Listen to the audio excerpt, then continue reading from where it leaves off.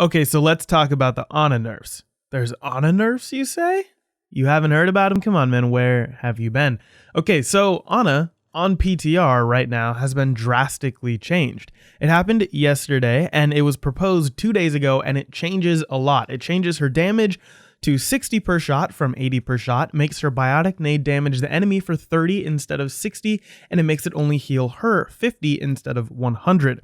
Everything else remains the same, and on paper, it doesn't seem entirely crazy, but when you bring other buffs and nerfs into play, as well as actually look at what it will do to take down, people and heal yourself, you'll see what this actually does. So let's tackle this from the beginning. 60 per shot instead of 80 per shot. This means you now have to quad shot flankers and Pharah, as well as triple shot Tracer. What's crazy about that, you ask? Well, it means you can't kill flankers anymore, 1v1.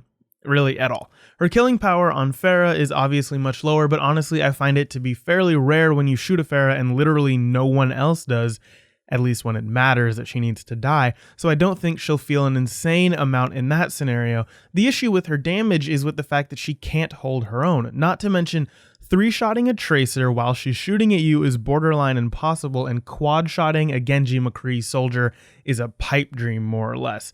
And because of this, lots of people on either side of the argument are saying a couple of things. Either that it's a dumb nerf, it needs to be changed to 70 damage per shot instead of 60, or that it's a good nerf and there isn't anything wrong with it, and this is coming mostly from the Genjis and the Tracers and the flankers and stuff. I'm actually okay with this nerf to a certain extent. I'd rather it 70 per shot instead of 60 because, well, I like Ana and that'd be nicer for me, but that would still mean Tracer has to be triple shot, which would be very difficult to do, and 200 health heroes would also have to be triple shot.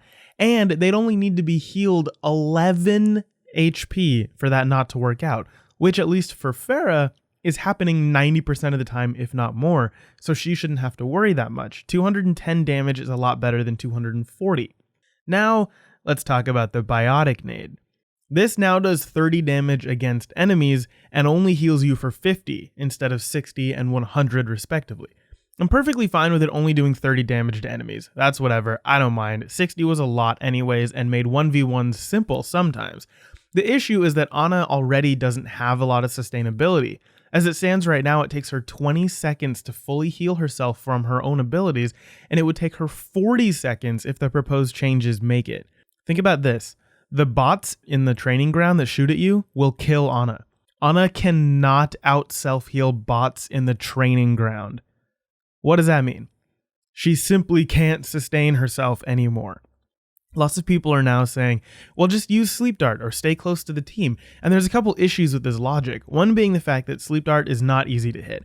Despite what you may think, it's not easy to hit. Yes, the hitbox isn't only as big as the tiny Sleep Dart. I understand that. However, the weird button press to shoot timing and the fact that it's a slow moving projectile, etc., it's not simple to hit, especially against flankers who can bait it out pretty easily, or a Genji that can even sleep you if you time it poorly.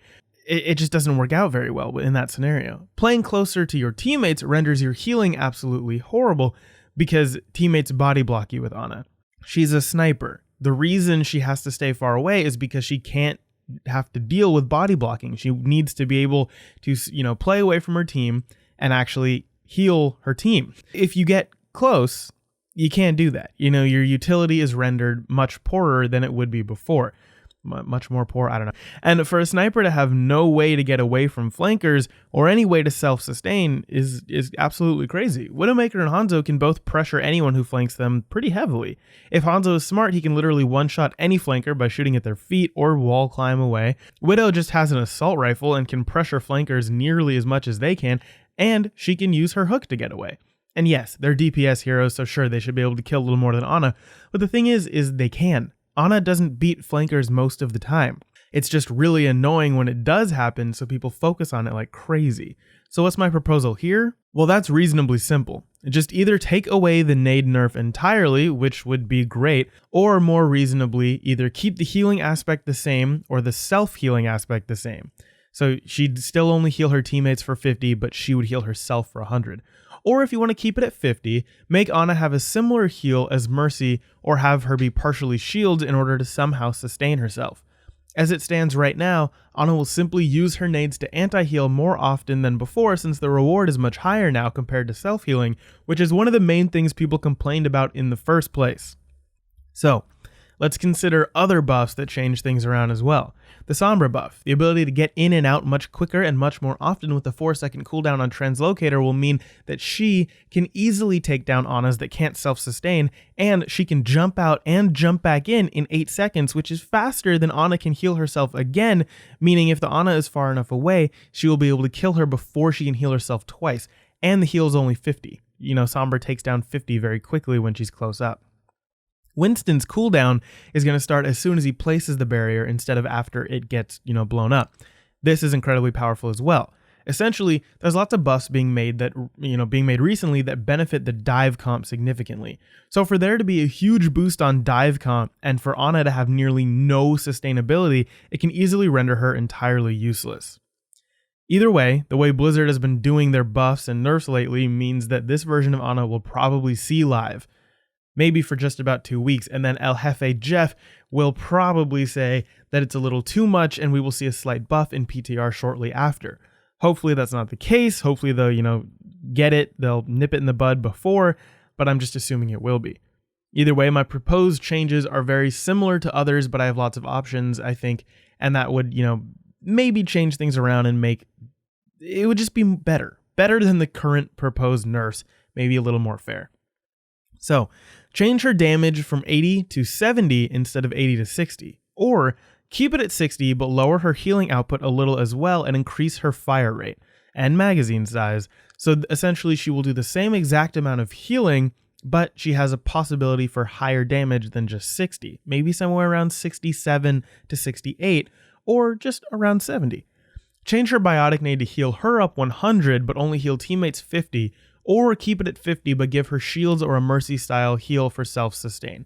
It'd be as simple as that, and I think that would make her a lot more balanced instead of overpowered, or from overpowered to underpowered. Anyways, I hope you liked the video. If you did, hit that like button. If not, the dislike. I'd love to hear your opinion on Ana's nerfs, as I think a lot of people have differing ideas about it, and I'd love to hear it all. Talk to you guys next time. Peace.